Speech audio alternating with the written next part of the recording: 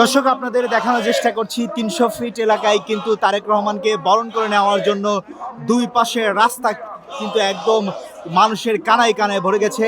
আপনারা দেখতে পাচ্ছেন যে রাস্তার দুই পাশে কিন্তু তাকে বরণ করে নেওয়ার জন্য যে নেতাকর্মীরা তারা কিন্তু উপস্থিত, এবং তারেক রহমানের এই দেশে ফেরার উচ্ছ্বাসে কিন্তু বিভিন্ন মানুষ বিভিন্নভাবে সেজে এসেছে। এখানে দেখতে পাচ্ছেন যে একদম ধানে মোড়ানো কিন্তু একজন কর্মী, তিনি তাকে দেখতে পাচ্ছেন।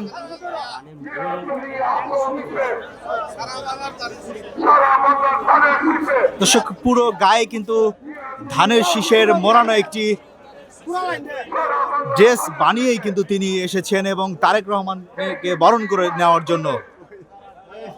দর্শক, এরকম অসংখ্য নেতাকর্মী দেখতে পারবেন, তাদের উচ্ছ্বাস এবং আনন্দ কিন্তু তারা ব্যক্ত করছেন।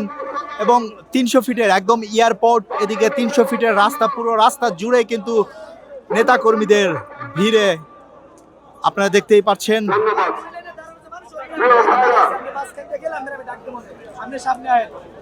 দর্শক, পুরো রাস্তা কিন্তু একদম জনসমুদ্রের মতো পরিণত হয়েছে। আপনাদের দেখানোর চেষ্টা করছি, এই রাস্তা দিয়েই কিন্তু তারেক রহমান আসবেন এবং ৩০০ ফিটে যে মঞ্চটি তৈরি করা হয়েছে সেই মঞ্চেই কিন্তু তার কর্মীদের উদ্দেশ্যে বক্তব্য দিবেন।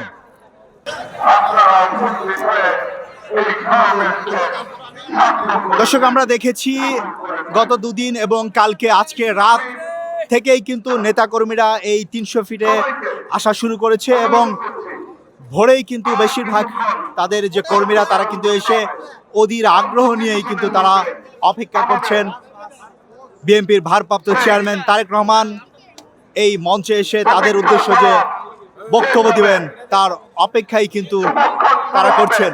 দর্শক, এই লাইন কিন্তু পুরো ঢাকা শহরে মানুষ একদম জনস্রোত হয়েছে।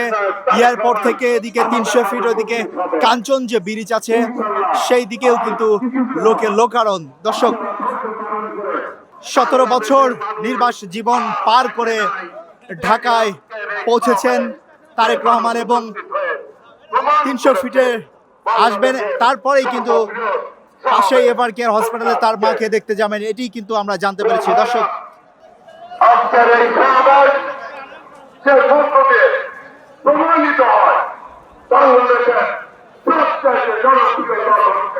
দর্শক আপনারা দেখতে পাচ্ছেন আমার সামনে একটি ফুট ওভার ব্রিজে কিন্তু পুরো ব্রিজ এর উপরে এবং ব্রিজের যে ছাদ আছে সেখানেও কিন্তু বিএনপির কর্মীরা উপস্থিত। তাদের প্রতীক্ষিত সেই তারেক রহমান জননেতা আসছেন, তাকে সুদূর স্বাগত জানানোর জন্যই কিন্তু তারা দাঁড়িয়ে আছেন।